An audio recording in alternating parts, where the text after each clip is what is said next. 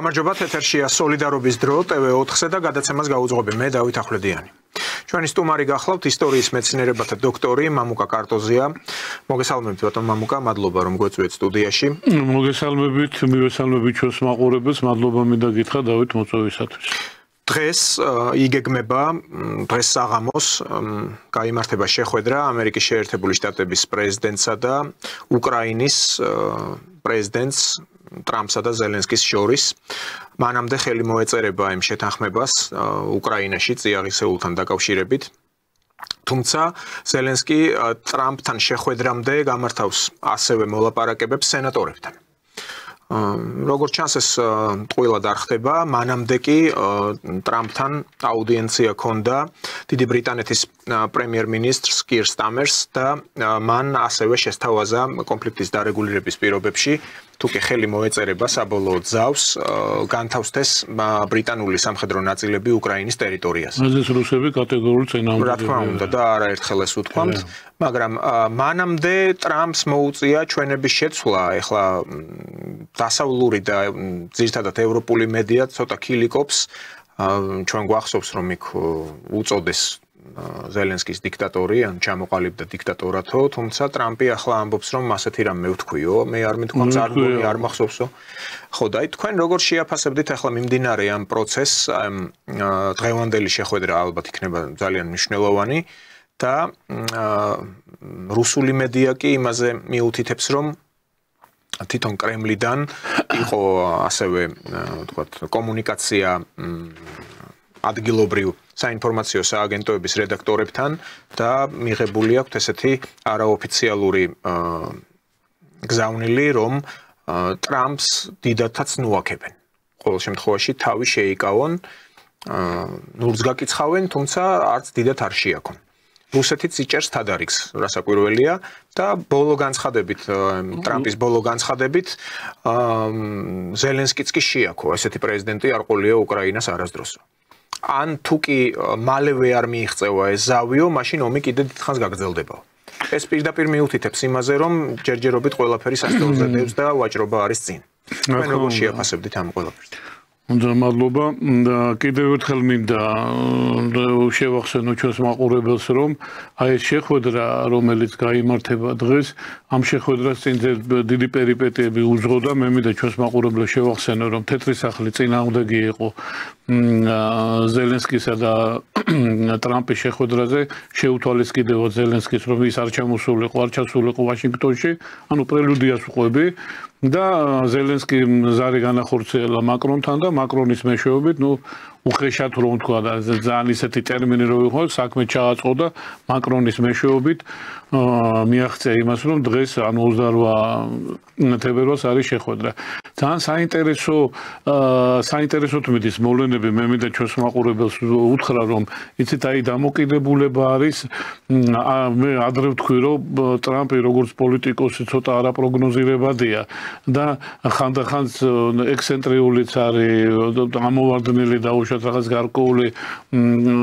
არსებული აღიარებული იმ სტანდარტებიდან რასაც დიპლომატია სახელმწიფოს ხელმძღვანელობა მეთაურობა ქვია და ასე შემდეგ და ასე შემდეგ ხა თქვენ დააკვირდით ხა ბატონმა დავითმა ახსენა ის რომ მან ზელენსკი მოიხსენია დიქტატორად და შემდგომ გუარყო მან იმაზეც უკან დაიხია იმ 500 მილიარდ დოლარზე იცით რომ რომელიც დაუჯდა ხარჯი ამერიკის შეერთებულ შტატებს რა თქმა უნდა ორჯერ მეტად არის გაზრდილი და არავითარ შემთხვევაში ამერიკის შეერთებულ შტატებს უკრაინა არ უსადავს 90 მილიარდზეა ლაპარაკი 100 მილიარდამდე ის რომ მან ესეც უარყო ის რომ ამერიკის შეერთებულ შტატებმა ყველაზე მნიშვნელოვანი აი მოლაპარაკებაზე რაც რუსეთის მხარე დააფრთხო ბატონ დავით ეს არის ჩვენ არ ვაქცევთ ყურადღება შეიძლება ვაქცევთ აი წვრილმანი არ არის საერთოდ ნათქვამია რომ ეშმაკი წვრილმანებშია ხო დამალული სანქციები გაუგზავნა ერთი წლით ტრამპმა ამ რუსეთს ანუ გავხანგრძლევა ტრამპის პირველი ვადის დროს იყო ან ტრამპის 2014 წელს რომ იყო მართალი ბრძანდებით 2014 წელს რომ იყო ის სანქციები რამდენიმე დღის წინ ტრამპმა 1 წლით გაუგრძელა ანუ გაახანგრძლივა კიდევ ეს სანქციები. ძალიან საინტერესო განცხადებები გააკეთა ლავროვმა რუსეთის საგარეო საქმეთა მინისტრმა ამ მოლაპარაკებებთან დაკავშირებით, სადაც ჩამოაყალიბა მისი კონცეპტუალური და ფუნდამენტური ხედვა თუ რა უნდათ რუსეთის ფედერაციას და რაზე წამოვლენდა მოლაპარაკება, რა დოზით და რა დონეზე იქნება რა ქვია გასული. ანუ რის თქმა მინდა ასე მარტივად არ არის. რა თქმა უნდა, ეხლა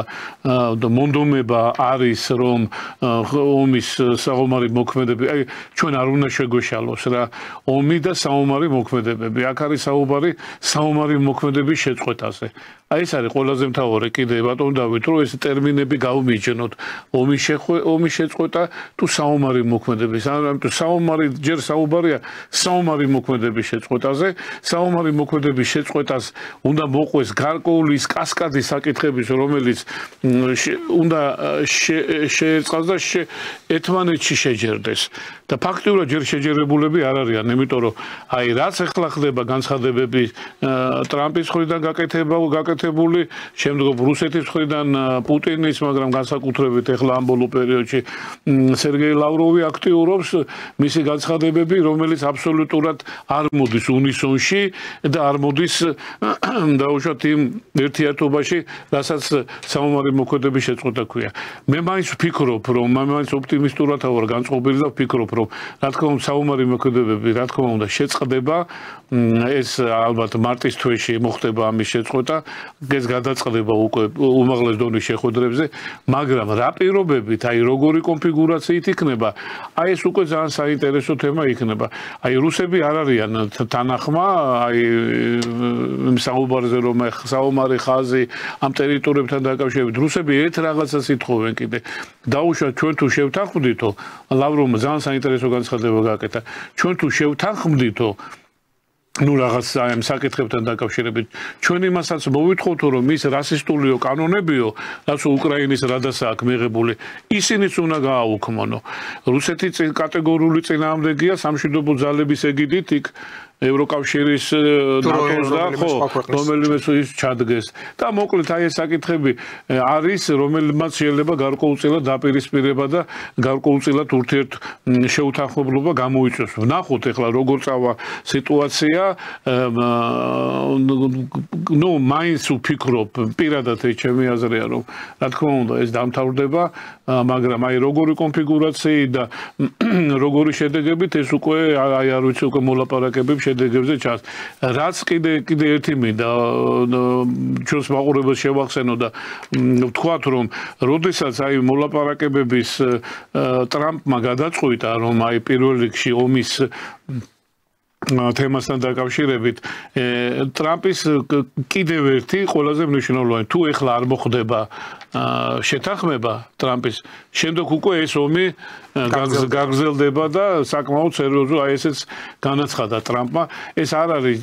დაშინების დაუშვათ გნებავ შეიძლება მუქარაც იყოს და დაშინების თემა იმასთან დაკავშირებით რომ გინდა თუ არ გინდა რუსეთი უნდა წამოვიდეს ეხლა რა თქმა უნდა რუსეთსაც აწყობს ეხლა საომარი მოქმედების შეწყვეტა ეს ასე არ არის მარტივ მისთვისაც უდიდესი დარტყმა ხო აგერ რამდენი თუ 6 თვეა თუ 7 თვეა კურსკიდან ვერ გამოყარეს ხო უკრაინის ჯარს ფაქტობრივად ოკუპირებულია კურსკის ტერიტორია კურსკი რომელიც ძირძველი რუსული მიწა და დღესაც რუსეთის ანუ შეჭრილია უკრაინის შეერაღებული ძალები და ის ვერ განთავისუფლდა კურსკი იქაც უამრავი პრობლემებია რა თქმა უნდა და ეს ყველაფერი ერთიანობაში და ერთმთლიანობაში იმისკენ მიდის რომ გარკვეულ ეხლა მიდის ორივე ძალების იცით რა ვინ რამდენ რაციონს თავისთვის სასარგებლოს გამოიტანს ამ ხელშეკრულებიდან იმიტომ რომ ისიან აპრიორი რომ ხელშეკრულება ყველა ვარიანტში უნდა დაიდოს უნდა ორივე მხარესთვის აუცილებელია შეწყვეტა საომარი მოქმედების მაგრამ ცდილობენ რომ რაც უფრო მეტი თავისკენ უკრაინის მხარემაც ნუ უკრაინა ფაქტურად იქ მხარეს არ წარმოადგენს იქ ევროკავშირი და ევროპის ქვეყნებია და რუსეთი რომელიც მაქსიმალურად ცდილობს თავისკენ სასარგებლოდ გამოიტანოს ამ ხელშეკრულებიდან მიღებული შედეგები. ხო თქვენ ევროკავშირი ახსენეთ, მაგრამ მაგრამ ის ყველაზე მეტად ეჭვიანობს, თუნდაც აი ამ შეხვედრებით, რაც მიმდინარეობს ვაშინგტონში, ჯერ ამ კირ სტარმერის ჩასვლა, შემდეგ ზელენსკის, ზელენსკის პრინციპში აი თქვათ პირდაპირ მოუგრიხის კისერი იმ გაგებით, რომ მას უწევს ხელი მოაწეროს ფაქტობრივად ამ სამშობლოს გაყიდვის პირდაპირი გაგებით სამშობლოს გაყიდვის დოკუმენტს, ანუ ყიდის თუ კი რაიმე რესურსი იქნება იქ. რაც თქვენ ბრძანეთ, რომ ის $500 მილიარდ რო იყო აქცენტი, რომ უნდა მოხდეს ამ წიაღისეულით 500 მილიარდის კომპენსაცია თუ აკუმულირება რაც ნებავთ ის დავარქოთ შტატებისთვის. ტრამპი გამჭრიახი კაცია, ბევრი არალაპარაკა ისინი, ამოიღო ეს პუნქტი, მიუშვა, მაგრამ იქ არა თუ 500 მილიარდზეა ლაპარაკი, იქ ტრილიონობით ამოვა. ანუ ის ფიქრობს ასე მარტივად, რომ საადამდეც შეუძლებთ გამოუწუროთ მთელი რესურსი ამ უკრაინული წიაღიდან მიუშვათ იქამდე. ამიტომ ის კონკრეტული ჩანაწერი ბევრს ტრამპისთვის როგორც ჩანს არ წყვეტდა და მე რა მინდა ვთქვა, თავად ევროკავშირი რატო ეჭვიანობს? ეჭვიანობს იმიტომ, რომ ესე მაგალითად კაია კალასმა ევროკომისარმა უსაფრთხოების საკითხებში თქვა ასეთი რაღაც, რომ აი იმ შეთანხმებაში ის ხელმოწერასაც აპირებენ, არ არის რაიმე მკაფიო გარანტიებზე საუბარიო, ასე ჩვენ არ მოგწონსო. და კიდევ ასევე ეჭვიანობენ ნომერ 2 იმაში მდგომარეობს, რომ ახლა 6 მარტს დაგეგმილი აქვს სრულად ამ ლიდერების კიდევ ერთი შეხვედრა და აქ აქვთ უკვე აზრად, რომ სპეცწარმომადგენელი დანიშნონ უკრაინის კონფლიქტის მოგვარების საკითხში. ანუ მაქსიმალურად ცდილობენ, ეტენებიან, აი უფრო პოპულარული ენით რო ვთქვათ, რომ ყავდეთ თავიანთი, ასე ვთქვათ, ფიგურა, კაცი, რომელიც ვითომ არის ჩართული როგორც მხარე ევროკავშირის მხრიდან ამ კონფლიქტის გადაჭრაში. მკაფიოდ აცხადებენ ამერიკელებიც, მკაფიოდ აცხადებენ რუსებიც, რომ არ დავინახოთ ევროკავშირის საერთოდ არაფერს არ წარმოადგენს და ნუ ერევა საერთოდ მისი საქმე არ არის. არარაობა არის ევროკავშირი ამ კონფლიქტის გადაჭრის საკითხში. აფიქსირებენ მკაფიოდ ამას. ხო, საერთაშორისო ეს მუშალოდნელი ამას გააკეთებენ, იმიტომ რომ სწორი ხარ დავით, მოთხოვნა თვითონ პუტინის კატეგორიულად მიუღებელია მათი ნებისმიერი ფორმით ჩართვა ამ დარეგულირებაში. ერთი მინდა ჩვენს მაყურებელს შევახსენო კიდე რომ ეცოდინებათ ალბათ რომ მოლაპარაკების ერთ-ერთი მთავარი თუ გადამწყვეტი რა თქმა უნდა ნატოსთან უკრაინის ინტეგრირების საკითხი იყო, მაგრამ გადაწყვეტილია რომ 50 წლით აი ასეა ჯერჯერობით წინასწარი 50 წლის ნატო უკრაინა იძახის უარს ნატოში გაწევრა 50 წელი ნუ ეხლა ხო ხვდებით უკვე ეს იმდენად არარეალური 50 წელი კი არა ხვალ იქნება თუ არა ნატო კაცშემარიცის ანუ ეს იმის ნიშანია რომ პირველი ყველაზე მთავარი სეგმენტი მოლაპარაკების რომ უკრაინა არ გახდეს ნატოს წევრი რუსეთის კატეგორიული მოთხოვნა თავის დენაციფიკაციასთან ერთად ეს უკვე სრულდება და ეს შესრულებულია პირველივე ეტაპზე ამან ტრამპმა განაცხადა და ნებისმიერი მისი გუნდის წევრების ვენსისაც რუბიოსის უოლცის და სხვების განცხადებები რომ გამორიცხულია ხა უკრაინა ნატოსთან მიმართებაში დღეს უკვე და ის ძალიან საინტერესო იქნება 2008 წლის ბუქარესტის ხელშეკრულების ის პუნქტები სადაც ნატო საქართველოსთან ერთად აი გადაწყვეტილია მიღება აი ესე ძალიან საინტერესო მომენტია როგორ დარეგულირდება და კიდევ ერთი მინდა ვთქვა რომ ევროკავშირთან მიმართებაში ჩვენ არ ვაქცევთ ყურადღებას რა თქმა უნდა კი როგორ არა ვაქცევთ მაგრამ უმნიშვნელოვანეს მე ვიტყოდი კარდინალური გადამტეხი და ეპოქალური გამოსვლა იყო ვენსის მიუნხენის უშიშრო უსაფრთხოების კონფერენციაზე და ადრე ვთქვი რომ ეს იმდენად ისეთი გამოსვლა იყო კონფერენციის პრეზიდენტა ბოლოს იტირა კიდევაც ანუ რის თქმა მინდა ისეთ ვენსმა ცივი წყალი გადაასხა ევროკავშირში ფაქტურად განაჩენი გამოუტანა ეს რა თქმა უნდა ხა ვენსის გამოსვლა ეს მარტო პირადად ვენსის არ იყო ეს იყო მთლიანად ამერიკის შეერთებული შტატების ახალი ადმინისტრაციის პოლიტიკა და დამოკიდებულება ხო რას იქ ვენსმა გააკეთა იმ გამოსვლაში ეს იყო იმის ნიშანი რომ ამერიკის შეერთებული შტატები უკვე ფაქტურად დღევანდელი ადმინისტრაცია ემიჯნება არ არის საუბარი ევროკავშირის დაუშვათ გაუქმებაზე ან ევროკავშირის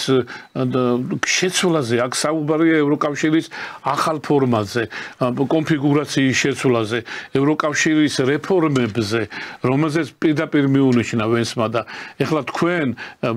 წარმოიდგინეთ ეხლა დღეს ამერიკის შეერთებული შტატების ხელისუფლებაში, ახალ ადმინისტრაციაში მემარჯვენე ძალები არიან მოსულები და როგორ შეიძლება ითანამშრომლონ ევროკავშირი, რომელიც წალეკა ევროკავშირი და ევროპული ქვეყნები ლიბერალურმა მიმართულებებმა, ხო? გამო ნონსენსია ფაქტიურად. აი ზუსტად ეს იყო ტრამპის უკაცრავად ვენსის გამოსვლაში და ეს იკითხებოდა თავარი მაგისტრალური იყო რომ იდეოლოგიური თანხმედრაც არ არის. ვერ შეიძლება ითანამშრომლოს მემარცხენე და მემარჯვენე, ანუ მე ვამბობ სტრატეგიულ საკითხებში, იმიტომ რომ ხედვა სხვა იდეოლოგიური ხედვა სხვადასხვანაირია. მე აი ამ თემასთან დაკავშირებით დავით მინდა საქართველოსაც შევეხო, აი ჩვენი დამოკიდებულება მე არაერთხელ საუბრობდით მე და თქვენ თენგოსთანაც ჩემი გამოსვლები მე ყოველთვის ვამბობდი რომ ჩვენ აი დღევანდელ სიტუაციაში იქმნის და საკრალური კითხვა ისმის ხო რა შეიძლება საქართველოს გააკეთოს და რითი შეიძლება საქართველოს აი ვთქვათ აი ესეთი ტერმინი მოხიბლოს დღეს ამერიკის შეერთებული შტატები ანუ მოხიბლოს იმ გაგებით რომ მან ყურადღება მიაქციოს და მან გარკვეულწილად საქართველოსთან ურთიერთობები გნებავთ აღადგინოს, გნებავთ განავითაროს და ასე შემდეგ ხო ანუ ქვეყანამ ჩვენმა ქვეყანამ ფუნქცია უნდა რა თქმა უნდა ფუნქცია არის კლასიკური და გაგებით გვაქვს მაგრამ დამაინტრიგებელი და დამაინტერესებელი ფუნქცია ამერიკის შეერთებული შტატებისთვის კიდევ ერთხელ ვამბობ ტრამპი არის პირველ რიგში ბიზნესმენი. ტრამპი არის დამოკიდებულება მისი პოლიტიკის ის ხედავს ბიზნესის კუთხით. მისი პრიორიტეტი არის ბიზნესი და შემდეგ პოლიტიკა. ცუდი არ არის. ძალიან კარგია და საოცრად ისეთი რაციონალური ხედვები აქვს, ხო? მაგრამ აი პირველ რიგში ბიზნესით უყურებს და ის მთავარი პოლიტიკური ფორმულა და ის რეფრენი რითიც მოვიდა დღეს ტრამპის ხელისუფლებაში რომ ამერიკა უპირველეს ყოვლისა აი ზუსტად ამ რეფრენში უნდა ჩაჯდეს საქართველოსთან დამოკიდებული ანუ ამერიკისთვის რასაკვირველს მოიტანს რითი შეუძლია ფუნქციონალურად დატვირთოს ქვეყანამ თავისი თავი და ამერიკას შესთავაზოს ურთიერთობა აი ეს არის დღეს ჩვენთვის უმნიშვნელოვანესი არის დღევანდელი ხელისუფლებისთვის აი ეს სიტუაცია აქედან გამომდინარე დავით და რა თქმა უნდა ის უძლიერესი მოთამაშე მეორე რუსეთი ეხლა არაერთხელ გვითქვავს და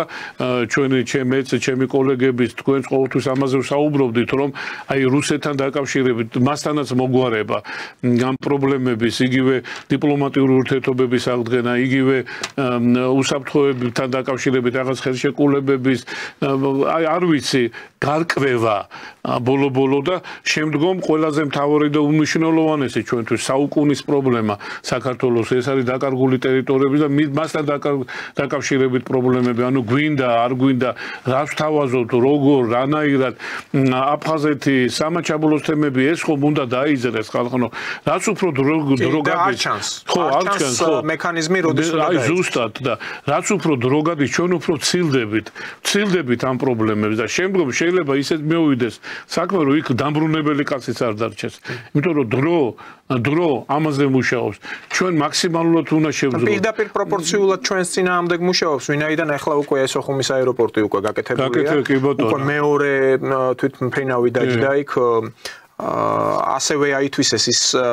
ეგრეთ წოდებული кейსი რაც ქონდა ესეთი ნიშა ქონდა საქართველოს ხელისუფლებას დაჭერილი როდესაც აფხაზეთში ვინმე ცუდად გახდებოდა და საქართველოში გადმოყავდა და ხო თქვენ წარმოიდგინეთ 2000 კილომეტრი თვითმფრინავებით უნდა გადაიყვანონ იქ მოსკოვში და ნუ ახლა მოსკოვს აქვს ის ბაზა რომ ბევრად ეფექტურად უმკურნალობს. რა თქმა უნდა. აი თქვენ კარგი თემა ახსენეთ, აი კორონავირუსთან დაკავშირებით გახსოვთ, როდესაც იყო პანდემია, უამრავი აფხაზეთის მოქალაქეები, ეთნიკური აფხაზები საქართველოში ზუგდიდის რაიონში, ანუ მოსაზღვრე რაიონებში მკურნალობდნენ. გასაგებია ეს public relation, ანუ სახალხო დიპლომატია, ეს რა თქმა უნდა ეს ერთ-ერთი შემადგენელი ნაწილია იმ დიდი დიპლომატიის და ურთიერთობის, მაგრამ კიდევ ერთხელ ვამბობ, იცით, მთავრობამ, ქართულმა ოცნებამ, რომელიც მართლა მკაფიოდ მე მინდა დღეს დავადასტურო რომ არის სახელმწიფო არსებობს თავის ინსტიტუტებით წარმოდგენა და ნათლად დაადასტურა აი ამ ბოლო პერიოდში რომ სახელმწიფოს მართლა შეუძლია თავის დაცვა ანუ როგორ ვამბობ იცით რომ თავის დაცვაში გულისხმობ სახელმწიფოს დაცვას ანუ სახელმწიფოს ინტერესების განხორციელებას ხელისუფლება ამას კარგად აკეთებს და ერთი მინდა დავამატო კიდევ რომ აი დღევანდელი მოცემულობიდან და ამ პოლიტიკური ანტურაჟიდან გნებავთ აი არეული და დაუშვათ აი ეპოქალური ცვლილებების ფონზე საქართველოში მართლა შეიძლება ითქვას რომ ლაგდება ეს სიტუაციები. ანუ მე ვამბობ აი სულთა პოლიტიკური ცხოვრების წესით ბატონ დავით და პოლიტიკური სტრუქტურების გამართული მუშაობა. რა თქმა უნდა, ეხლა იქ შეიძლება იყოს კონდეს შენიშვნები, რა თქმა უნდა, იქ შეიძლება რაღაც გარკვეულწილად იყოს სუბიექტივიზმი, არ იყოს რაღაც არ მოგწონდეს მესმის. ეს ჩვეული მოცემულობა, მაგრამ ძირითადში მთლიანში ერთმთლიან მოცემულობაში ჩვენ უყურებთ, რომ სახელმწიფო მუშაობს დგას ფეხზე ეს არის მთავარი და ეხლა უკვე მეორე ნაბიჯი გადადგას იმისა რომ ქვეყანამ შეძლოს თავისი ღირებულებების და ფასეულებების განივთება და მან კაფიოთ უნდა განსაზღვროს თავის პოლიტიკა მე კიდე ერთხელ ვამბობ რომ ის ფორმატი 3+3 ანუ რეგიონალური პოლიტიკა ჩვენში ეს არის ჩვენთვის აუცილებლად საჭირო საქართველოს უნდა ჩაერთოს ამ რეგიონულ პოლიტიკაში და მან უნდა იცოდეს განწყობა თავის სამეზობლოზე. არაერთხელ გვითხოვს რომ ღმერთმა დაიფაროს, მაგრამ წარმოვიდგინოთ ეხლა რომ აირია დაიძაბა სიტუაცია. საქართველოში საომარი მოქმედება შეიძლება დაიწყოს ღმერთმა უკნას, მაგრამ აი ესე წარმოვიდგინოთ, ხო? ვისთან შეიძლება იომო, ხო? არგენტინასთან და ბრაზილიასთან ხო არა. რა თქმა უნდა, შენ სამეზობლოში. ეს არის სომხეთი, აზერბაიჯანი, რუსეთი და თურქეთი და პლუს ირანი. აი ამ წრეში ამ მოჯადოებულ წრეში ვტრიალებთ. პირველ რიგში აქ უნდა გავანებთოთ ჩვენი ურთიერთობები, აქ უნდა ჩამოვყალიბდეთ და აქ უნდა გავიგოთ. 3+3-ის ფორმატი ჩართო ეს იმას ანიშნავს რომ გინდა თუ არა დააჯექი და იმ დღესვე მიიღე გადაწყვეტილება არაფერი ბატონო ჩავერთოთ, ვნახოთ, დავაკვირდეთ რა შემოგთავაზებენ, რა არის ჩვენთვის მისაღები რაციონი, რა არის ხო ყველაფერი გავიგოთ დამოკიდებულება, რა შეიძლება იყოს, ანუ ჩვენი კოლექტიური მეზობლების, ხო რეგიონალური პოლიტიკის და ამის მიხედვით ავაწყოთ ჩვენი პოლიტიკა, საგარეო პოლიტიკა, იმიტომ რომ რეგიონალური პოლიტიკიდან გამოვდით, გადადიხარ უკვე დიდ პოლიტიკაში, ხო? მით უმეტეს ეხლა ისეთი დამოკიდებულება საერთოდ ამერიკის შეერთებულ შტატებს, რომელსაც ჩვენ ვამბობდით ყოველთვის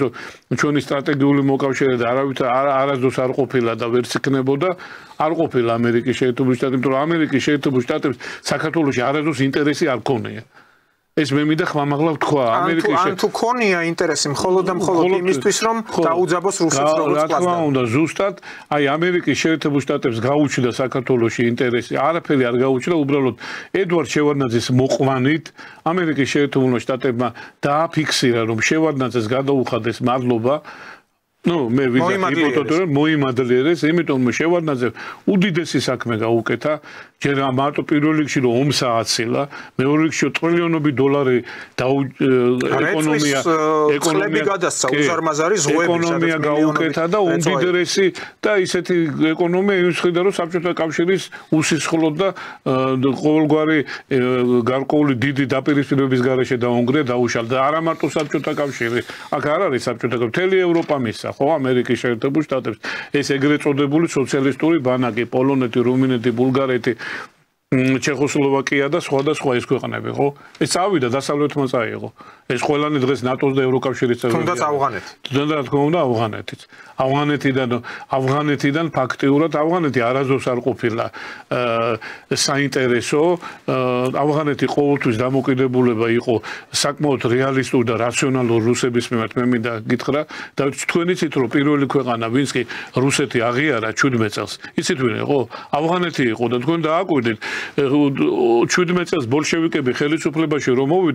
მოვიდნენ რითი რომ მეფე ჩამოაგდეს და ანტიმონარქისტული მოძრაობა იყო ხო ანტიმონარქისტები იყვნენ ფაქტია ხო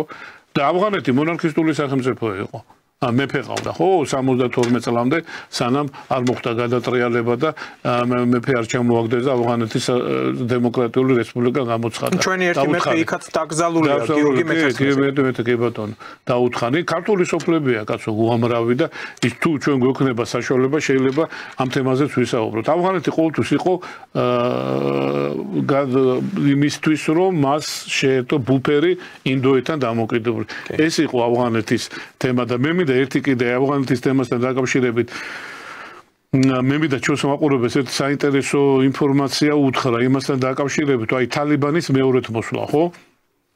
დაახლოებით 20 წლის განმავლობაში ამერიკის შეერთებული შტატები იყო გახსოვთ თქვენ ჯარი იდგა და ნუ ვერაფერსაც ვერ აკეთებდნენ, ცხვირს ვერ ყოფდნენ იმ ბაზებიდან, მაგრამ მაინც ითვლებოდა რომ მისი მარიონეტული მთავრობა იყო და ვითომ ამერიკის შეერთებული შტატები მართავდა. აი ამ პერიოდში ავღანეთში ყვაოდა ნარკოტიკების ის ოპიუმი და სხვები და ეს ყველაზე მიუღებელი რაც კი დღეს შეიძლება იყოს ავღანეთისთვის ეს იყო ძალიან საინტერესო ჩვენი მაყურებელს მე მოუყვები ეს არის ეს დამოკიდებულება ბატონ დავით ეს იყო ბაჩი ბაზე ანუ ახალგაზრდა ბიჭების გარყონა 11-დან 19 წლამდე როდესაც მდიდარი შეძლებული ავღანეთის ავღანეთში და პაკისტანში ძირითადად პატარა ბიჭებს ქალის ტანსაცმელს გადააცმევდნენ მათ აცეკვებდნენ და შემდეგ უკვე ურთიერთობა მათ ჰქონდათ როგორც აი პატარა ბიჭები მათ ყავდათ როგორც საყვარლები. ნუ ფაქტიურად ეს დაკანონებული ჰომოსექსუალიზმი იყო და რომელსაც ამერიკის შეერთებული შტატები და გარკვეულწილად ყველა ხელს უწყობდა. ეს იყო ეს მოქმედება 11-დან 19 წლამდე ბავშვები, რომლებიც ოჯახებიდან ძალიან ეკონომიურად გაჭირვებული ოჯახებიდან მიდიოდნენ და ყიდულობდნენ და მოკლედ აცეკვებდნენ ქალის ტანსაცმელს და შემდეგ უკვე ურთიერთობა საყვარლად ყავდათ. როგორც კი დაბრუნდა თალიბანი ხელისუფლებაში, პირველი რაც გააკეთა თალიბანმა, სიკვდილი დასჯა შემოიტანა ამ ბაჩიბაზის ინსტიტუტზე, სიკვდილი დასჯა არის ოპიუმის მოყვანაზე, სიკვდილი დასჯა არის შურის ზიებაზე და მან იცით თქვენ ახლა არის ეს რელიგიური სახელმწიფო და შარიათის ყველა საკითხი ხო შარიათი. ანუ რატომ მოვაყოლე ეს იცით რომ აი თალიბანი არის დაუშვათ ექსტრემისტული ორგანიზაცია, ეს იყო მკვლელები იყო, მაგრამ თვითონ თავიანთი ქვეყნისთვის, ხო, ავღანეთისთვის იმდენად რაციონალური დამოკიდებულება, სერიოზული მხარდაჭერა აქვს. ასე მარტივი არ არის. სხვა შორის მინდა დავაფიქსირო ბატონ დავით, რომ თალიბანი რუსებმა უკვე ამოიღეს ექსტრემისტული ორგანიზაციების სიიდან რუსეთიდან. რუსეთს არა აქვს. რუსეთი თალიბანი საბჭოთა კავშირები იყვნენ მოლაპარაკებელს. კი, მოლაპარაკებელს მაშინ უკვე იყო და ეხლა ყველაზე მნიშვნელოვანი კიდე რომ ავღანეთი ესაზღვრება ტაჯიკეთს. ტაჯიკეთი არის ფორპოსტი, ანუ ტაჯიკეთით მთავრდება SNG-ს და ყოფილი საბჭოთა კავშირის ტერიტორიები. ტაჯიკეთის დაცვის მიზნით იყო ის განხილვებული 79 წელს პრეზიდენტის ტაჯიკეთის საზღვარს იცავს რუსები, ჩემო კარგო და იქ დგას რუსების სასაზღვრო ჯარები. და ამერიკელები ყველაზე კარგად ურევდნენ ფერადი რევოლუციები ტაჯიკეთში. კი, ტაჯიკეთში და სხვა ყირგიზეთში, ჩემო კარგო ყირგიზეთში მანას ბაზა ქონდა ამერიკის შეერთებულ შტატებში სპეციალური ბაზა ქონდა რომლითაც ბომბობდნენ ავღანეთს. შუა აზიის ამ რესპუბლიკებიდან ყველა არის თურქულენოვანი რესპუბლიკა, მე მინდა ჩვენს მაყურებელს შევახსენო, დაწყებული ყაზახეთიდან დამთავრებული თურქმენეთამდე, ერთადერთი ქვეყანა რესპუბლიკა, რომელიც არის ტაჯიკეთი, ტაჯიკეთი არის ირანული წარმოშობის, იქ ენაც ტაჯიკური ენა და ფაქტიურად ირანული, ავღანური, ფარსი, პუშტუ ერთია, ეს არის განშტოება სპარსული ენის და ეთნიკურადაც ერთნი არიან. უამრავი ტაჯიკი ცხოვრობს დღეს ავღანეთში, ისევე როგორც უზბეკები და დაუშვათ გახსოვთ თქვენ ის უზბეკი იყო ეთნიკური დუსტუმი და აი ძირითადად არის ტაჯიკური და ანუ ერთნი არიან, ინტეგრირებულები არიან და აი სერიოზული რატომ მოვაყოლე ამას? აი რუსები იცავენ ამ საზღვარს უკვე. აი თალიბანისა და დაუშვათ ტაჯიკეთის დამოკიდებულება. ანუ რატომ მოვაყოლე ეს ამბავი რომ ანუ ტრადიციონალისტური, ანუ კონსერვატიული მიმართულება ვერაფერი ვერ უყო ამერიკის შეერთებულმა შტატებმა, დღესაც გაუგნებულები არიან 20 წლის განმავლობაში, ხო? ამერიკის შეერთებული შტატების ჯარი იქ იდგა და არა მარტო მისი, ხო, ნახევარი ევროპის და ქართულ ჩვენი ჯარიცით, ხო, ჩვენი ვერაფერი ვერ გააკეთეს. და უკეთესი გააკეთეს თალიბანის გამო, რომ თალიბანს დაუტოვეს მილიარდობით იარაღი, სამხედრო ტექნიკა, გამართული ხო და წამოვიდნენ, ხო, ბაიდენის გადაწყვეტა ერთ დღეში გადაწყდა რომ წამოვიდნენ. აი, ცოტა გაუგებარი დამოკიდებულებები არის, ანუ რატო შევიდნენ როგორ ჩვენ გვახსოვს როგორ გამოყავდა საბჭოთა ჯარები 99 წელი იყო და გორბაჩოვი იყო პრინციპში ამის მოთავე, იქ რეიკიავიკში შეხვედრა მაშინ რეიგანთან, მოკლედ გადაწყდა ეს საკითხი, ავღანეთიდან გამოსულიყვნენ და როგორ სასტიკად მოკლეს ნაჯიბულა. ნაჯიბულა გაწერა. სხვადასხვაურად გაწერა გორბაჩოვის პოლიტიკამ გაწერა ყველა სოციალისტური ქვეყნების ლიდერები. გერმანიის ერიკ ჰონეკერი, ბულგარეთის ტოდორ შივკოვი და ყველაზე საშინლად მოკლეს რუმინეთის პრეზიდენტი მის მეუღლესთან ერთად ნიკოლაი ჩაუშესკუ. ეს ყველაფერი არის გორბაჩოვის და გეშევარდნაძის კისერზე. ამათ გაწირეს ეს ხალხი, ანუ მიყიდეს ეს ევროპის ქვეყნები და ეს ლიდერები გაწირეს. სხვა შორის მე მინდა იანოშ კადარე უნგრეთის ლიდერი. თქვენ იცით რომ დღეს მიდის ვოიცეხ იარუზელსკი პოლონეთში. დღეს მათი რეაბილიტაცია წავიდა, ჩემო კარგო. მეც გეტყვით ბატონო მამუკა. ვოიცეხ იარუზელსკის რეაბილიტაცია წავიდა, მას დიდი დამსახურება ჩაუთვალეს ის რომ 80-იან წლებში, როდესაც სოლიდარობის გამოსვლა იყო და შეიცვალა მთავრობა და გადაწყვეტილი იყო რუსი ჯარი იყო გამზადებული იყო შესვლაზე, ვოიცეხ იარუზელსკი, რომელიც თავდაცვის მინისტრი იყო, პოლონეთის პრეზიდენტი გახდა, მან არ გააკეთა. ჯარი არ შეუუშვა და გადაარჩენა ქვეყანა. იგივე იანოშ კადარის ზეგლით დგას. იარუზელსკი დადებითი კაცი იყო ზოგადად. თან სამხედრო იყო რუსეთში გაზრდილი და ისე დააპატიმრეს. გენერალი რა თქმა უნდა, კი. დაპატიმრებაც იყო. დაპატიმრება და მე უკვე ხო და მე ჩემო კარგო რომ დამტკიცდა რომ პატრიოტული საქმე გააკეთა. ისევე როგორც ჩეხოსლოვაკიაში შევიდოდა ჯარი და უნგრეთში, ისევე შევიდოდა საბჭოთა ჯარი და ქვაქვაზე არ დატოვებდა. მაგრამ მან გადაარჩინა მან მისა რუსეთს პირობა რომ მე მოული ამას და თქვენ არ ჩარო და არ ჩაერია და აი ესეთ ბეწვის ხიზე გაიყვანა ქვეყანა ასე მარტივად არ არის დავით რა გადაფასებები ხდება უდიდესი იანოშ კადარი უნგრეთის ლიდერი დღესაც ძალიან დიდი ტოდორ ჟივკოვი ძალიან დიდი ერიკ ჰონეკერი გერმანიის დემოკრატიული რესპუბლიკა გერმანიას ჰქონდა უნიკალური მე მინდა ჩვენს მაყურებელს შევახსენო რომ უშიშროების სამსახური მსოფლიოში აი რამდენიმე ცნობილი ეს არის Mi6 Mi6 დიდი ბრიტანეთის ეს იყო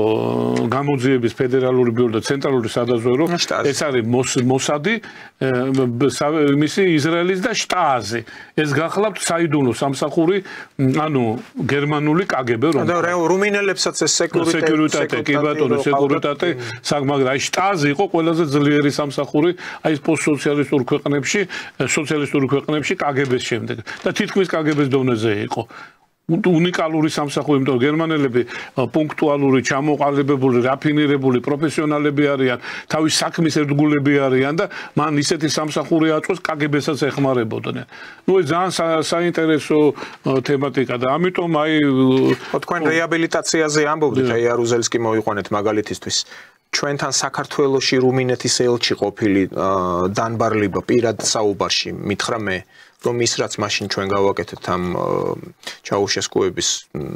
ოჯახი თუცოლი და ქმარი მოკლე. ეს არის ეს იყო საშინელებაო. ანუ ახლა აქვთ განცდა რუმინელებს რომ ეს არ უნდა ჩაედინონ. რა თქმა უნდა. იმიტომ რომ ნუ ის კადრები რაც მთელმა მსოფლიომ მოიფრინა, ნუ საშინელებაა რა თქმა უნდა. რა თქმა უნდა, ხა ჩაუშესკუს ჰქონდა თავისი რაზეა საუბარი იქ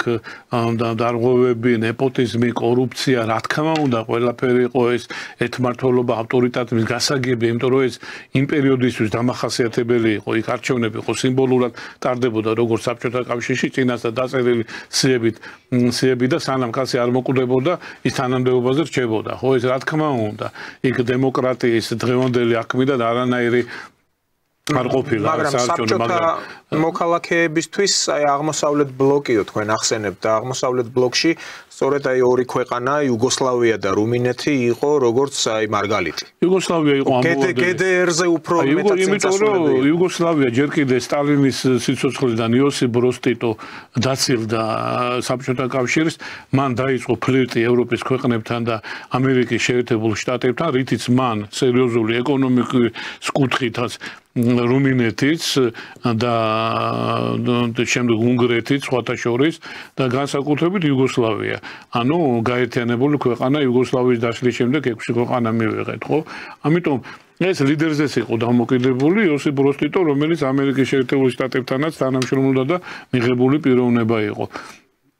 მე მგონი ერთადერთი პიროვნება ამერიკის შეერთებული შტატების ძალიან საინტერესოა თეთრ სახში არ ეწევიან აკრძალულია მოწევა და იოსებ ბროს ტიტო რო იყო ჩასული აბრეშუმები ვითიჯდნენ იქ ყველა იმოვალო ხო და იოსებ ბროს ტიტო რო იყო ჩასული ამოიღო და გააბოლა თან წარმოიდგინეთ თუ არ მახსოვს რიჩარდ ნიქსონს შეხვდა და გააბოლა თან კუბური სიგარეტი წარმოგიდგენიათ რამხელა თან იმაში და თან კუბის სიგარეტი მაშინ პირველი მტერი იყო ამერიკის შეერთებული შტატების კუბა ხო, ესეთი ეპიზოდია ერთი ბელგრადში მოხდი სემინარის შემდეგ პურმარილი იყო და ახლა ვინ თამადა ქართველი უნდა ყოფილიყო და ეს ბროს ტიტოს ხსოვნის რომ თქვი ფეხზე წამოდგნენ ეს სერბები გადაირივნენ. ანუ დღემდე აქვთ პატივისცემა ბროს ტიტოს იმიტომ ხორვატი იყო ხო მაგრამ იუგოსლავია იყო ძალიან დიდ პატივისცემდნენ კი უდიდესი სახელმწიფო მან შეძლო რომ გააერთიანა ეს მულტიეთნიკური შემადგენლობა წარმოიდგინეთ ახლა იქ რამდენი ხონახეთ ახლა როგორ არის იუგოსლავია დაყოფილი სერბები ხორვატები ბოსნია ჩერნიგოვი სლოვენია და ასე შემდეგ და ტრამპიც ხო სიზია იქაური სლოვენების სიზია მისი მეუღლეც ყოფილი იუგოსლავიიდან არის ბალკანეთს ამ საომარი ისტორია დიდი აქვს ნუ ბალკანეთი ყოველთვის იყო ინტერესის სფერო და ყოველთვის პირველი აი რო დაიწყო ახალი გეოპოლიტიკური გადანაწილება 90-იან წლებში პირველი მსოფლიო ომის ბალკანეთის გამო დაიწყო და რა თქმა უნდა მეორე აი 90-იან წლებში თქვენ კარგად გახსოვთ დაშლა ბალკანეთის და ომი თვითონ შიგნით სამოქალაქო ომი და აი მარტივად დაშლა უკვე ამ გაერთიანებული ერთიანი სახელმწიფოსი რომელსაც იუგოსლავია ერქვა კი ხო ულამაზესია თვითონ ეს ბალკანეთი თავად იუგოსლავია ეს ქვეყნები რომლებიც შედის ხორვატია სერბეთი ძალიან ისეთი ქვეყანა არის ბოსნია ჰერცეგოვინა კი ეს ნაზავი ამ კულტურათა ნაზავი თუნდაც ეს ოსმალეთის ნაშთებიც ძალიან ისე განაპირობებს ისეთ განწყობას ამ ეგზოტიკური ხმაჩორი დიდი კვალი აქვს ოსმალეთის თქვენს ორი თქვით აი ეს სამოფო დინასტია სერბების ხო კარაგეორგევიჩების ხო ოსმალური წარმოშობის არის ძალიან საინტერესო მომენტია დღეს ევროპაში აი როდესაც ჩვენ საუბრობთ ფასეულობებზე აი ღირებულებებზე და დამოკიდებულებებზე თვითონ ვიცით რა არის ევროპამ ძალიან ბევრი ისტორიული პარადიგმებში რო წავიდეთ ევროპამ ძალიან ბევრი შეცდომა დაუშვა აი გნებავთ იგივე ოსმალეთთან მიმართებაში ხო ეხლა თითქმის ნახევარი ევროპა ყავდა ოსმალეთს დაპყრობილი და დღესაც მისი გავლენა ხო ფესვები არის ბულგარეთი აიღეთ რუმინეთი აიღეთ იუგოსლავია აიღეთ იუგოსლავიაში თვითონ მუსლიმი მოსახლეობა კაცო ბოსნია ჰერცეგოვინა თვითონ სერბები აი როგორც ჩვენთან არიან ქართველები მუსლიმები აჭარაში ისე არიან ეს ბოსნიელი სერბებს რო იძახიან თქვენ რა გონეთ ბოსნიელი მუსულმანები რო ეს სერბები არიან უბრალოდ სარწმუნოება შესული გამოსულმანებული და თურქულ ენოვნები არიან დიდი კვალი დააჩინა ევროპაში და დღესაც იგრძნობა ეს ევროპის უდიდესი შეცდომა იყო ვერცერთმა ევროპის ძლიერმა სახელმწიფომ ვერ გაბედა იმისი რომ ვერ გარისკარო კონსტანტინოპოლი და დღევანდელი ისტანბული დაებრუნებინა ეს თითქმის გადაწყვეტილი იყო დავით არ ვიცი ჩვენ მაყურებელს მე ცოტა ისტორიული იმით მინდა შევახსენო ძალიან საინტერესო მომენტი იყო როდესაც ნაპოლეონი შეხვდა რუსეთის იმპერატორს ალექსანდრე პირველს ორი შეხვედრა ჰქონდა ტილზიტში და ერფურტში საინტერესო შეხვედრები იყო მაშინ უკვე მტრებივით იყვნენ და შეთანხმდნენ და მეგობრობა და ინგლისის წინააღმდეგ კონტინენტურ ბლოკადას შეუერთდა რუსეთი ხო და მაშინ გადაწყდა რომ გაემართათ და დაებრუნებინათ ევროპისთვის ხო აღმოსავლეთ რომი და კონსტანტინოპოლი. ამის საპატივცემულოდ ჩემი თვალით მაქვს ნანახი ერმიტაჟში ეს 24 პერსონაზე სერვიზი, სასადილო სერვიზი, რომელიც აჩუქა ალექსანდრეს ნაპოლეონმა, გაუგზავნა ოქროთი მოვარაყები. აი ეს ეგრეთ წოდებული სუსალინა ეზო. აი ამითი ნუ ის და რატომ მოხდა მე იცით და რატომ მოხდა? როდესაც თითქმის მისული იყო იქამდე რომ დაებრუნებინათ სამხედრო მოქმედება დაეწყოთ, გეგმა შეემუშავებინათ, ვერ შეთანხმდეთ ელემენტარულზე. ვერ შეთანხმდეთ ბოსფორზე, დარდანელზე და თვითონ სტამბულზე, კონსტანტინოპოლზე ვისი იქნებოდა. ამ ვაჭრობაში გავიდა და ვერ შეთანხმდეთ, ამიტომ ჩაიშალა ეს საქმე. და კიდევ ერთი მინდა ჩვენს მაყურებელს შევახსენო რომ მაგრამ რუსებს რამდენჯერმე ჰქონდათ კონსტანტინოპოლის აღების 45 წელსაც ჰქონდა კაცო როგორ არის სტალინს გადაწყვეტილი ჰქონდა მაგრამ მაშინ ნუ ამერიკის შეერთებული შტატები და ავიაციის მარშლის ანუ პირველ წყაროთი ნუ იყო ისეთი ეპიზოდი რომ იქ ოჯახის წევრისგან ვიცი პრივატულ საუბარში მე ჩანაწერიც მაქვს ეს რომ მარშალი ბაგრამიანი შესულა სტალინთან და უთქვამს რომ ახლა კავკასიური მომენტი იყო მაინც სომხი ქართველი და უფრო პირდაპირ და ის სატანკო ჯარების მარშალი იყო კი როგორ არის სერიოზული ფიგურა იყო რა ხო ოვანესო ცავატანემ ახლა სომხურიც იცოდა სტალინმა ვერ ვიზამთო ამ ეს ამბობდა რომ დესანტი მზად არისო ფეოდოსიაში გადავსვათო პირდაპირ დავსვათ ამ სადესანტო ხომალდებზეო და ჩაუშვათ პირდაპირ ჩავიდეთ სტამბულამდეო ავიღოთო რა და გადავჭრითო ბაზები პოცდამის კონფერენციაზეც ხომ უნდა და ბოსფორზე და ბოსფორელი კონტროლი საზღვაო ბაზის ჩადგმა უნდა და სტალინს ხო და ნუ არა უკვე გვიანი არისო ვინაიდან ახლა იმათ ატომური ანუ ყუმბარები და ასე შემდეგ და ამერიკაში არ გარისკა ხო რისკის თემა იყო იქ და ერთი მინდა კიდე ჩვენს მაყურებელს საინტერესო ახან ამ დღეს რაღაც ისტორიული შინაარსის გავიხსენეთ ფაქტები მე მინდა კიდე ძალიან საინტერესო ფაქტი შევახსენო პოტიომკინს ერთხელ ფლოტი უკან გამოაბრუნებინა ეკატერინა უკვე დასულებული ზღვაში აი ფარვატერი კურსი ჰქონდათ უკვე ეჭირათ კონსტანტინოპოლის აღებაზე და ნუ მოკლედ დაბრუნდნენ ნუ ეკატერინე მეორის გადაწყვეტილი იყო და რატო დაარქვა თავისშვილიშვილს კონსტანტინე რა კონსტანტინე დაარქვა იმ დიდი კონსტანტინე მეფის საპატივცემულოდ და ერთი მინდა ხო და ის ცნობილი ბერძნული საკითხი რომ გადაეწყვიტა ეს ეკატერინე მეორესაც ხონა რა თქმა უნდა ძალიან საინტერესო მინდა ჩვენს მაყურებელს შევახსენო ერთი ისტორიული მომენტია კიდე ნაპოლეონისა და რუსეთის იმპერატორის პავლე პირველის ურთიერთობის შესახებ ეს ნაკლებად ცნობილი ფაქტი არის შეიძლება იცის მოსახლეობა მაყურებელმა მე არ ვიცი მაგრამ მე მინდა რახან დღეს ასეთი ისტორიული განწყობაზე დავდექით მე და ბატონი დავითი შევახსენო რომ ნაპოლეონ პირველსა და საკმაოდ ექსცენტრიული პავლე პირველს შორის პავლე პირველი გახლდათ რუსეთის იმპერატორი ეკატერინე მეორის შვილი პეტრე მესამე ულბრიხტის შვილი პეტრე მესამე გახლდათ ბოლო შვილი პეტრე პირველის ისიც რომ პეტრე პირველის ბიჭი არ ყოლია და მისი ქალიშვილის ბიჭი როგორ არ ყავდა მაგრამ მოკლა და ამიტომ რომანოვების გვარი 1730 წლიდან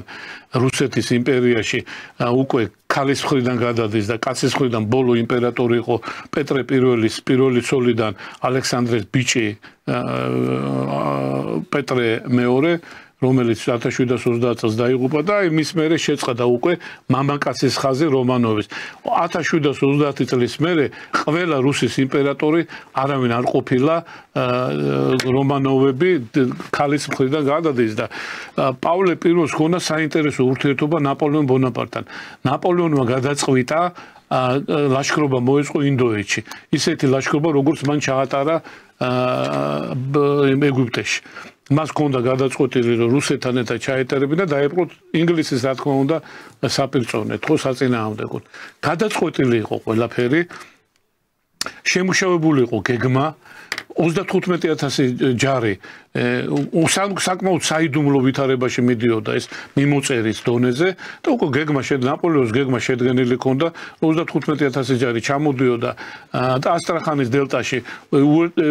ასტრახანში დუნაით მოდიოდნენ ასტრახანში შეერთდებოდა 35000 რუსი და 35000 ფრანგი ჯარისკაცი და ასტრახანიდან გადავიდოდნენ ირანში ირანიდან ავღანეთში და ავღანეთიდან ინდოეთში ანუ 70000 კაცი და დაიპყრობდნენ ინდოეთს და პლუს ამას ეს სარდლად უკვე იყო ცნობილი შემდგომ მარშალი მასენა ნაპოლეონს გადაწყვეტილი ქონა. აი ზუსტად ამის გამოც ერთ-ერთი ვერსია რომ პავლე პირველი მოკლეს შეთქმულება ეს იყო რომ ინგლისის ფულით მოხდა ეგ შეთქმულება და პავლე პირველი სიკვდილი რომელშიც მისი ბიჭი, მისი შვილი შემდგომში იმპერატორი ალექსანდრე პირველიც მონაწილეობდა. აი ეს საინტერესო ანუ რის თქმა მინდა რომ ევროპამ ვერ მოაბა ამას თავი და თვითონაც დარჩა იცით აი კანტს ჰქონდა მარადიული მშვიდობისთვის ევროკავშირი ეს კანტიდან მოდის ყველაფერი კანტის ცნობილი რეფრენი იყო რომ მარადიული მშვიდობისათვის საჭიროა ევროპის გაერთიანება ჯერ ის ქვანახშირი გახსოვს იმის გაერთიანება გააკეთეს და აი აქედან გამომდინარე ანუ ფილოსოფიური და კონცეპტუალური საფუძველი იყო კანტის შეხედულება ამასთან დაკავშირებით. უბრალოდ დღეს იდეოლოგიური რა ხდება იცით საფრანგეთის რევოლუციამ ფაქტიურად ევროპაში მოსპო ქრისტიანობის ანუ შეიძლება არ მოსპო ცოტა უტრირება გამომდის მაგრამ ფაქტიურად დაარტყა ძლიერად რელიგიურ ფაქტორს როდესაც საფრანგეთის დიდმა რევოლუციამ ეგრეთ წოდებულმა ჩემთვის აბსოლუტურად მიუღებელია ეს ტერმინი რატომ იყო დიდი დღესაც ვერ ვგებულობ რომ დაარტყა და დექრისტიანიზაცია მოხდა ანუ პირველი მტერი გახდა ქრისტიანობა ანუ ქრისტიანობა და როიალისტები ანუ მეფე ერთ იმაში აღიქვეს და ამიტომ დაიწყო ბრძოლა ქრისტიანობის წინააღმდეგ გახსოვს ადრე თქვი მე შესანიშნავი გერმანელი ფილოსოფოსის ფონ ბადერს ცხენვალე გამოკვლევა საფრანგეთის რევოლუციის შესახებ და იქ პირდაპირ წესო ძალიან საოცრად ტერმინი იხმარა მთავრობა ლოცვის გარეშე ანუ აი ეს ინერცია წამოვიდა დავით დააკვირდით რა აი თვითონ ამოვარდა ცხოვრების წესიდან ამოვარდა ეს კონტექსტიდან ქრისტიანობა ხო როდესაც ქრისტიანობა ევროპის ცენტრია კაცო იმიტომ რომ რომში ეს პაპი და ქრისტიანობის ცენტრია ხო ხო აი პაპი ახსენეთ ახლა თვითონ ძიმეთა ეს კაცი ხო იმას გაზდიანო რეპეტიციებს უკვე ხო თუმცა ახლა ნუ ვიცით რომ ერთადერთი პაპი იეზუიტია თავად შემოუთვალა თავის გარემოცვას რომ ეს მომლოცველები თვითონ კათოლიკე მრევლი ჩააყენეთ საქმის კურსში ნებისმიერ პატარა ცვლილებაზე ჩემი ჯანმრთელობის შესახებ. და რატო ვახსენე ახლა თვითონ ვატიკანის ვიცით რომ ერთი ცისკნა სახელმწიფოა, თუმცა დიდი გავლენა აქვს სოფლიოში როგორც კათოლიკურ სამყაროზე. მათ საინფორმაციო სააგენტომ პირდაპირ დადო წმინდა საყდრის განწყობა. ხელოვნურ ინტელექტთან დაკავშირებით. ხო, აი ძალიან საინტერესო. კვეთრად უარყოფითად არიან განწყობილები. აი თუნდაც პუტინი, რომელიც ამბობს, რომ უნდა დავეწიოთ იქ ჩინელს, ახლა აი ჩემი თვალით ნახე, როგორი მომენტი თქვათ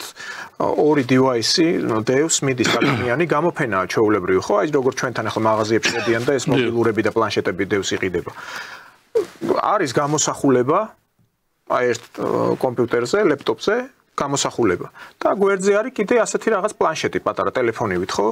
აი თითების ასეთი მოძრაობით ადამიანი აი დისნა არაფერი ხელში არ უჭირავს კიდებს ამ სურათს ხელს ასე და გადმოაქვს მეორეზე ანუ უკვე მაღალ დონეზე არის ტექნოლოგიები ხო და აი ნუ ვატიკანი რატომღაც წინააღმდეგი გამოდის წმინდა საყდარი ანუ შიში აქვს იმისა რომ შესაძლოა რაღაც შეუქცევადი პროცესები დაიწყოს რა და ეხლა მარტივი თემა არ არის. ხო და რატო დავაკავშირე? კლონირებაზე იყო შიშები და აი გენეტიკური ცდომილებები და ასე შემდეგ, აი ასეთივე შიში აქვს ეხლა ამ ხელოვნურ ინტელექტს. ხო და აი რატომ მინდა დავაკავშირო დღევანდელი მსოფლიოს განწყობა და იგივე ამერიკის შეერთებული შტატების ადმინისტრაციის ხო? უკვე მისი განცხადება რელიგიასთან, ანუ რელიგიური თემა შემოიტანა უკვე ტრამპმაც, ანუ ამ მემარჯვენეობაში ხო შედის ტრადიციონალიზმის, ეხლა მემარჯვენე კონსერვატიზმი გულისხმობს ტრადიციებს, ხო შეიძლება აი ცნებათა სემანტიკური პლასტი სხვა იყოს, გასაგებია, მაგრამ შინაარსობრივად ხო კონსერვატიზმის ერთ-ერთი მაინც ტევადია ეს ტრადიციონალიზმი, რომელიც კონკრეტულად უკვე მონარქიული და უშუალოდ და ძველი წესით, ცხოვრების წესით მიმდევრობას აღიქვამს რაციონად. აი ტრამპმა დღეს ეს ნიშას დაიჭირა, ანუ რელიგიური ფაქტორიც შემოიტანა დღეს და ის ამბობს, რომ რელიგია იქნება ერთ-ერთი გამსაზღვრელი უკვე ამ მისი მემარჯვენე პოლიტიკის, ხო? ის არა მარტო პოლიტიკური დოქტრინაა ახლა მისთვის კონსერვატორებზე, ანუ ცხოვრების დისპოზიციაც არის. ფაქტობრივად ასე ჩანს დღევანდელი გადასახედიდან ტრამპის დამოკიდებულებაში. ეს ჩვენთვის საკმაოდ მისაღებია, იმიტომ რომ ჩვენ რასაც საუბრობ და ჩვენი პოზიცია და დღეს ხელისუფლება გნებავთ უკაცრავად ქართული ოცნება, ხო? აი ზუსტად ამ ნარატივზეა დღესაც, რომ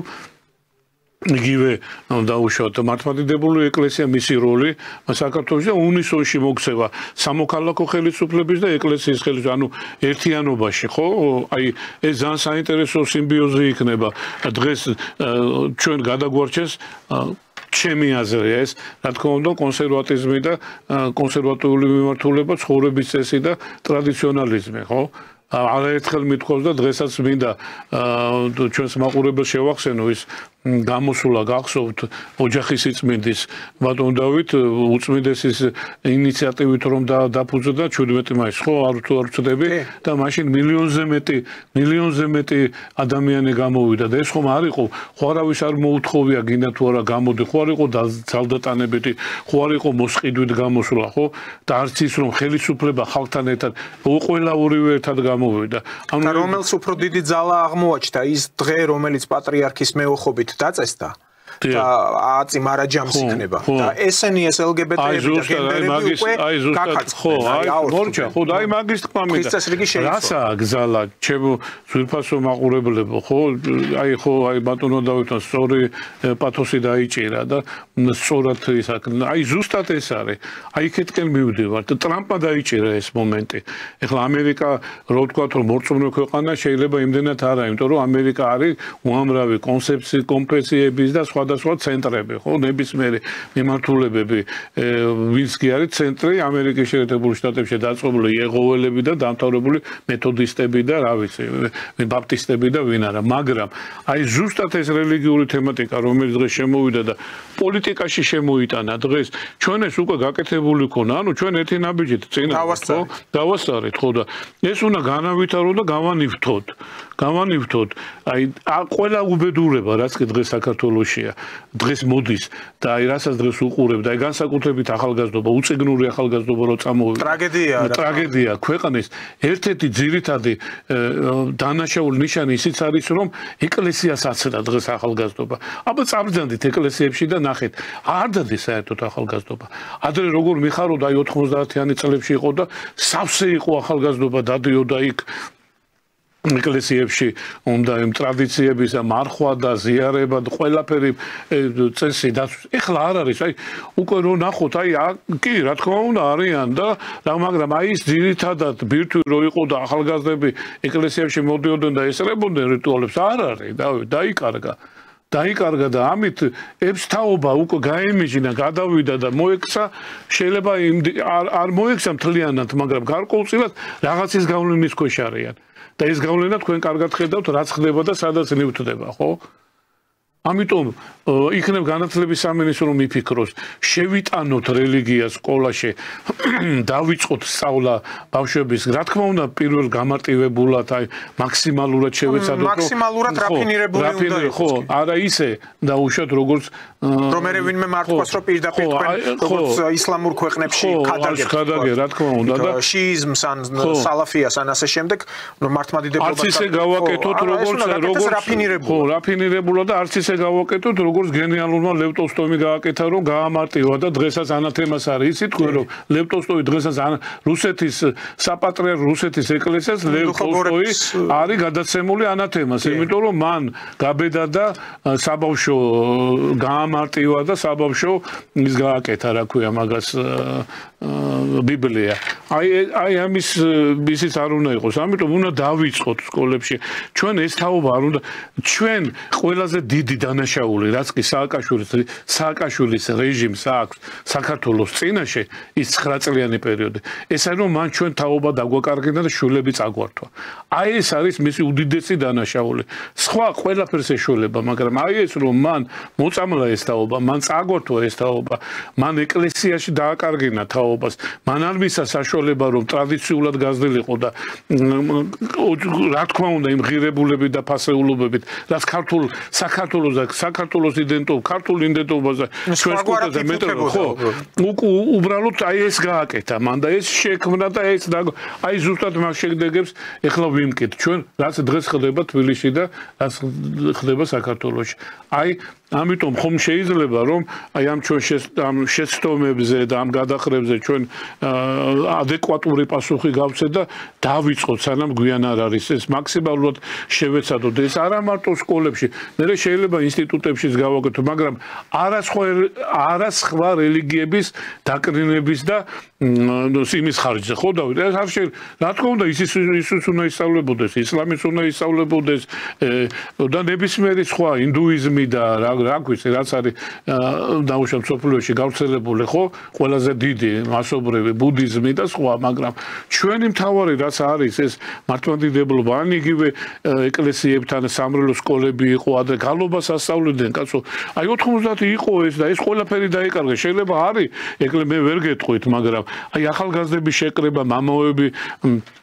ახალგაზრდებს ხვდებოდნენ იქ ესაუბრებოდნენ ბიბლიურ თემებზე რაღაც აი ეს დაიკარგა ყველაფერი მე ვერ გეტყვით შეიძლება არის სხვადასხვა ეკლესიებში და ღმერთმა ქანას რომ იყოს ალბათ არის კიდევაც მაგრამ ამას უნდა მივცეთ მასობრივი ხასიათი სხვანაირად არ გამოვა ხო ხედავთ რა ხდება ხო თუ ჩვენ არ მოვბრუნდით მართლმადიდებლური ეკლესიისკენ ახალგაზრდობა არ დავაინტერესებთ არ მივიყვანეთ ეკლესიაში ძალით არავინ არ უნდა იმიტომ ძალით აზრი არ აქვს არაფერს აი თვითონ ცხოვრების წესით უნდა მივიდეს აი ეს იქნება ჩვენი გადარჩენის ერთ-ერთი კიდევ ხერხი მადლობა ბატონო მამუკა საინტერესო საუბრისთვის და ჩვენთან სტუმრობისთვის მე ტელემაყურებელს შევახსენებ ჩვენი სტუმარი გახდათ ისტორიის მეცნიერებათა დოქტორი მამუკა კარტოზია ჩვენ შევხვდებით უკვე ორ შაბათს ტრადიციულად 19 საათზე მადლობა ყურადღებისთვის კარგად გზავნებოდეთ